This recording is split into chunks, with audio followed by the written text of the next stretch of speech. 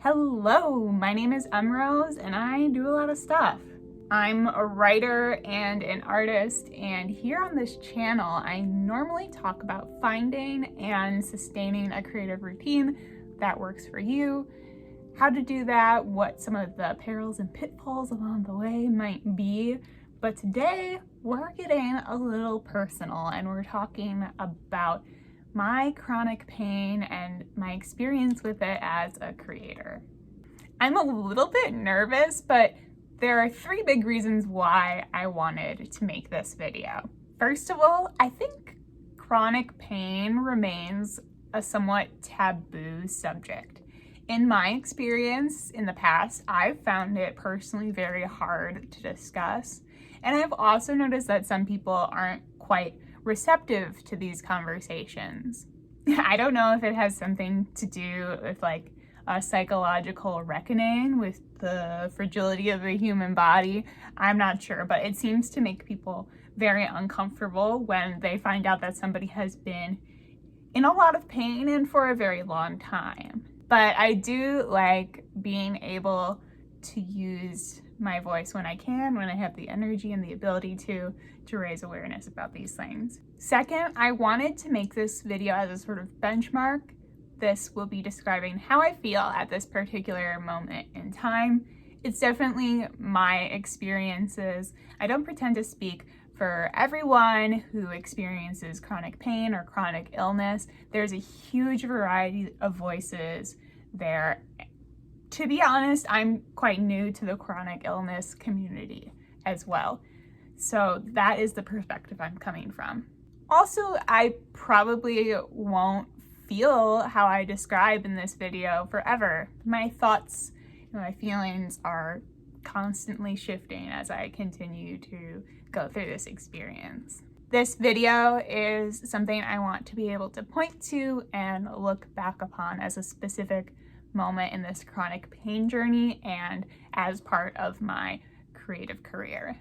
Finally, I think there's a value in learning more about this experience for all creators, regardless of whether you have or you will go through chronic pain or chronic illness. Because honestly, there are a lot of us who do in our lifetimes. We represent a large amount of the community. So this is my way of reaching out to all creators and saying, hey, there are people like this in your community and they deserve your understanding and, when necessary, accommodations.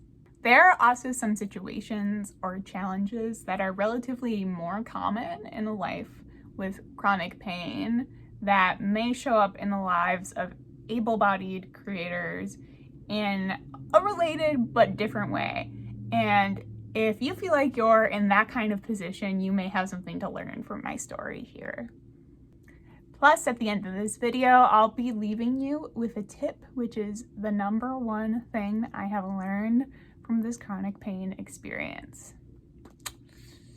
It's not a lesson I asked for, but it's a lesson I got. All right, let's get started.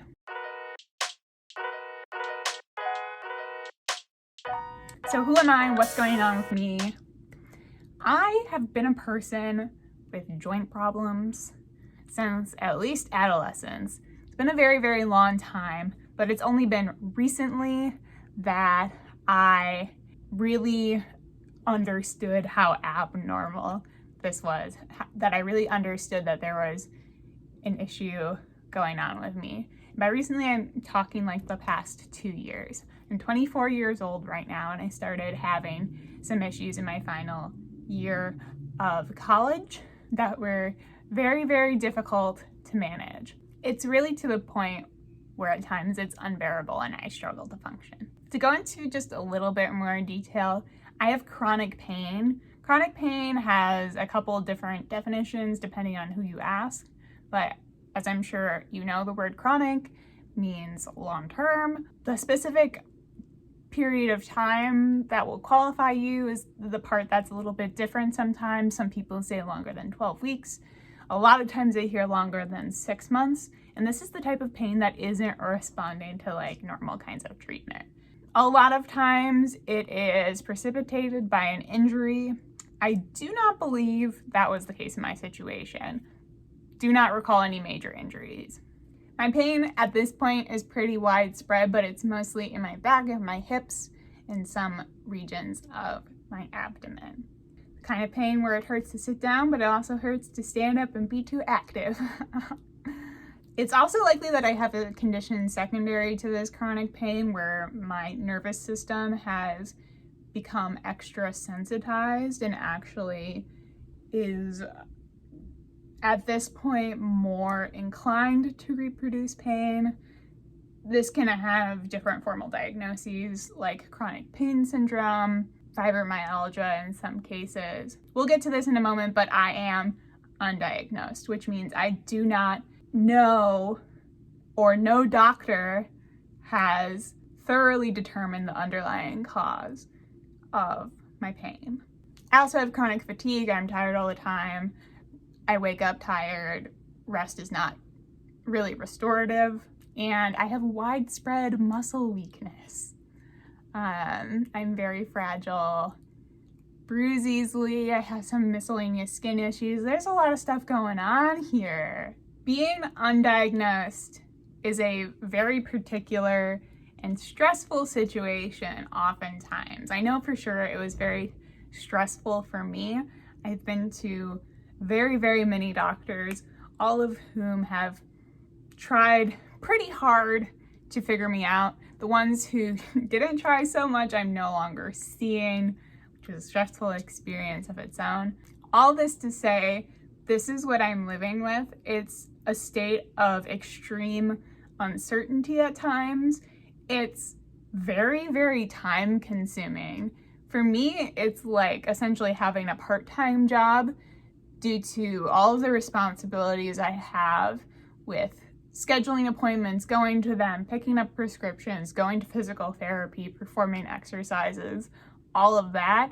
I know plenty of people who describe managing their illness as a full-time job, and I think that it can absolutely be true for many people. It is a really serious thing to deal with, and it wasn't part of my life for quite some time, and yet it has been kind of accumulating and weighing on me more and more. It's worth noting that my story here with trying to get diagnosed and, going through that whole process is probably on like the short end of average. People spend many, many years searching for a diagnosis and searching for treatments that actually help them with issues of pain and fatigue and illness. It comes with a huge amount of responsibility. And when it comes to trying to balance that with a creative life, some kind of creative career or pursuit that is already it's already something that has to be so self-driven. You are the one steering the ship of your art making in many, many ways. You are the sort of boss of that situation. And then on top of it, you have this other thing that is a responsibility that very many people don't have. It can be quite tricky. I mentioned uncertainty, and that is the feeling that has dominated my life for quite some time. And one of the most difficult things I face when it comes to being able to continue to go about my life and continue to create while I manage this condition. I can never guarantee when I get out of bed in the morning that I'm going to have the kind of day where I can be at my desk for 5 hours, where I can, where I can focus on a screen for that amount of time to get my pages in. My symptoms and my pain levels, all of that have varied quite drastically during the time I've been going through this. And I kind of have gotten into this suspicion that I'll never know what's coming next.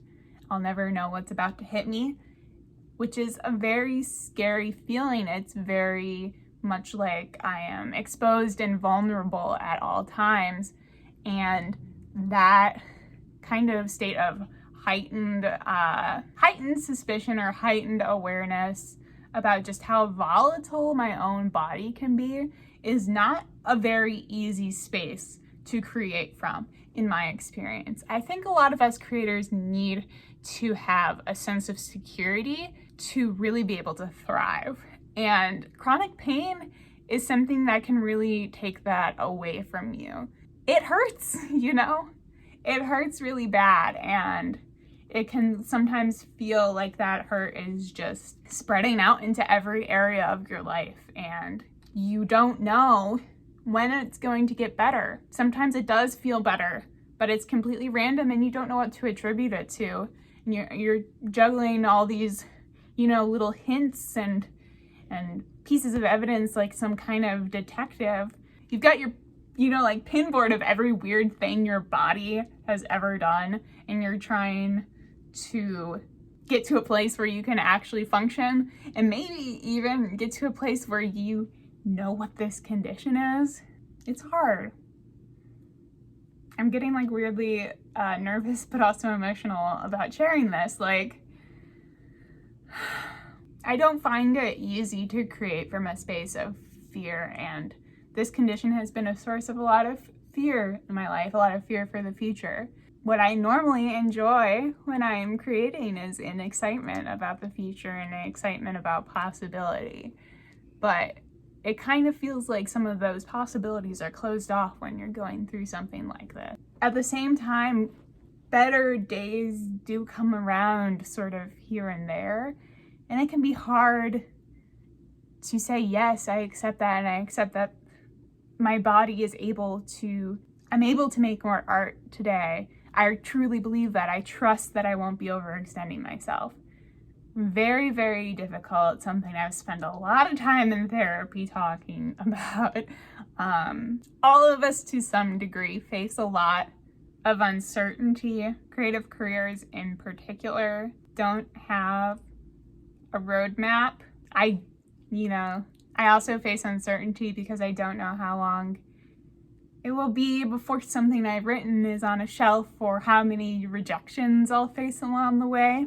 I think at some point my experience with chronic pain will feel like something that has prepared me to face more uncertainty in the rest of my life, and that kind of equipped me with skills to navigate that. At this present moment, it's something I still really struggle with. It's something that I struggle to see a good side of at all. And I think that's totally okay. But I do appreciate the fact that in one way or another, it is something that us humans go through. I'm just going through a lot of it right now. Another thing I wanted to talk about was that I have had to learn different ways to value myself. Before this experience, and even early on during it, the way I thought about my self-worth had a lot to do with what I could physically accomplish. I was a real big doer. I still like doing a lot of stuff. I'm a very active person. But as my condition progressed, I began to struggle a lot against my limitations. I was very upset with them. I felt personally diminished. I felt less worthy in so many ways because I couldn't do everything that I wanted to do without a second thought. I couldn't do everything I wanted to, period. Everything throughout my day had to be incredibly planned and structured and paced out so I had the energy to do it. But then sometimes all of that would come crashing down in a moment because I just lost the energy, or my pain was too high, or I was too unfocused, too tired, I fell asleep, stuff like that.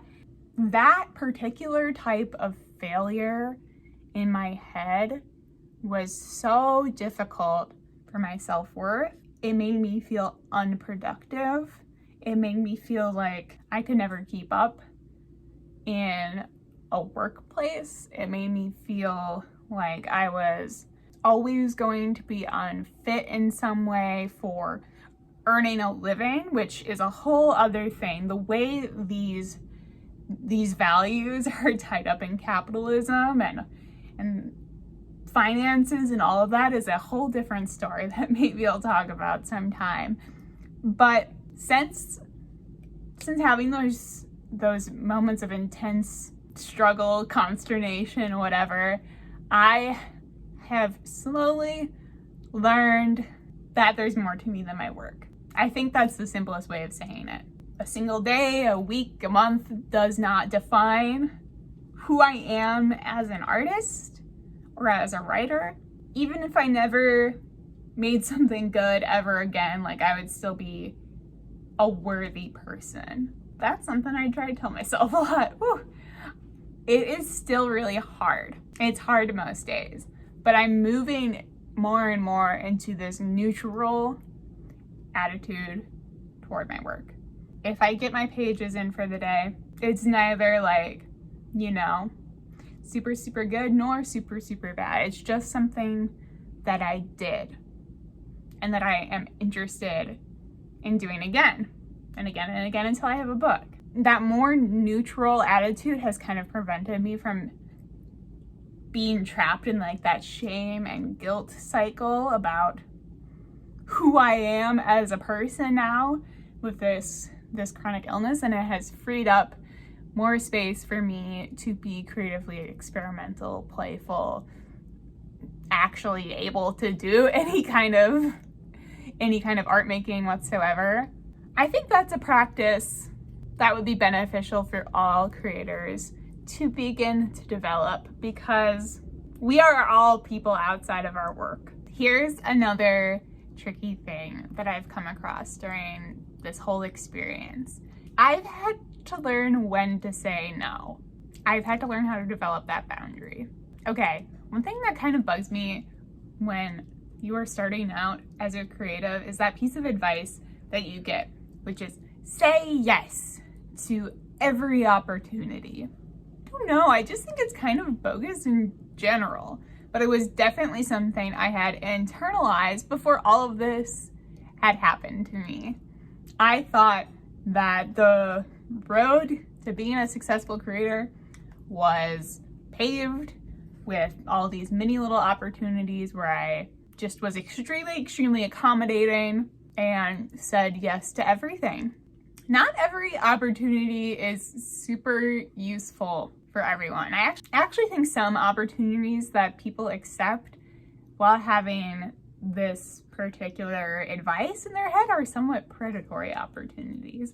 And that's why I think this tip is a little bogus. Bogus. Do people say that? I really just like the word bogus. But for me, this all came to a head because I physically cannot do everything right now. I have to make some serious sacrifices. I have to do some serious prioritizing.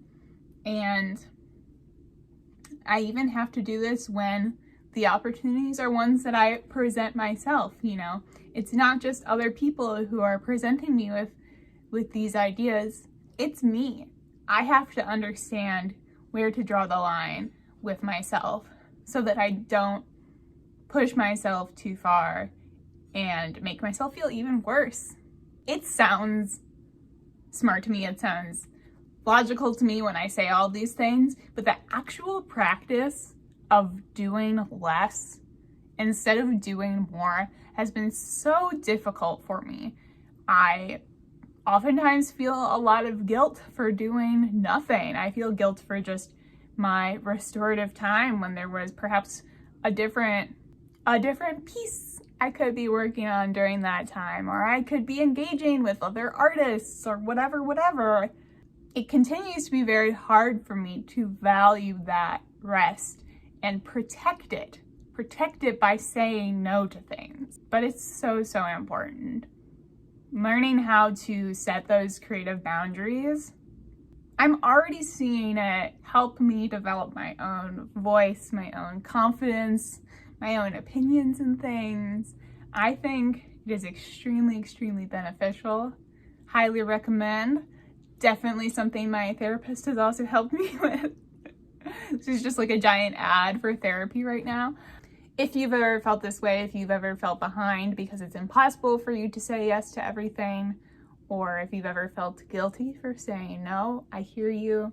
I'm right there with you. But some really good stuff can come with saying no. It's really worth it sometimes. So I promised you that I would get to a practical tip here at the end of this video from what I've learned during this experience of having a chronic pain condition. And here's what I'm going to say. This experience has really taught me to not underestimate 15 minutes. Here's what I mean. There are some days when 15 minutes is all I get that day. That's the full length of my focus, or that's the amount of time I can sit here in my studio in this chair on my butt in front of my computer or in my sketchbook or whatever. 15 minutes is sometimes all I get. On other days, it's a small window of time. I've got an appointment on one end. I know I'm gonna be really tired later in the day, and right in the middle, there's a little bit of 15 minutes where I'm okay, where I am ready to meet my pages, where I know that I can work on an idea that's really been preoccupying me, anything like that. And I used to think that I needed huge blocks of time to really be able to make progress and to advance my skills in a meaningful way. I used to wait for those blocks of time. I think there's something quite luxurious about having like 4 or 5 straight hours where you can dedicate yourself to a project, and I still welcome those periods when I can get them, keyword being when. They do come around, but they're not guaranteed. While I do think that super segmented time might not be the ideal workflow for me or for many people, these days I really feel like I've lived an example of what you can do in really, really small chunks of time added up over a long period. I really have a strong belief in that practice. I think this is a great tip for any creator because very few of us have tons of spare 5-hour chunks in our week. Jobs happen, childcare happens for those of us with children, illnesses happen, family circumstances happen. But being able to move into a creative mindset in the tiny moments allows me to continue to work on the projects I'm most passionate about. It also offers me a reprieve in many ways during some of the most stressful days. I can really appreciate my sort of newfound ability to shift into the creative mindset more easily. It definitely was developed in desperate circumstances. Like I said, I feel somewhat uncomfortable with coming away with like what I learned or cool takeaways from my chronic pain.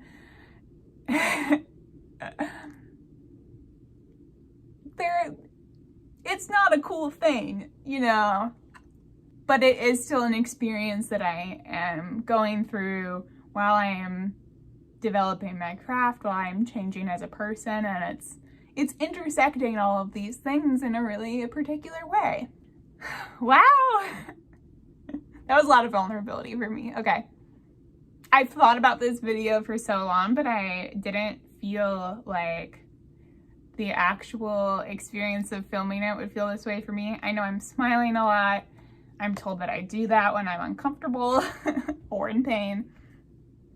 But it was really important to me to be able to take this moment to share both for myself and for you. If you're here at the end of the video, I can really say thank you so much for listening to my story. I will be making more videos about creativity, various experiments, writing life, art life as a person with chronic pain. If that is something you are interested in, if you could please go ahead and like this video as well as subscribe to the channel. I would really appreciate it. If you want to hear more from me, I'm on Instagram, Twitter, and TikTok. It's at mrosearrett. What else do I do? The link to my Redbubble shop is down in the description below. I got some cute art in there. And that's all for this video. Until next time, this is Rose. Thank you so much. Bye-bye. There are also some situations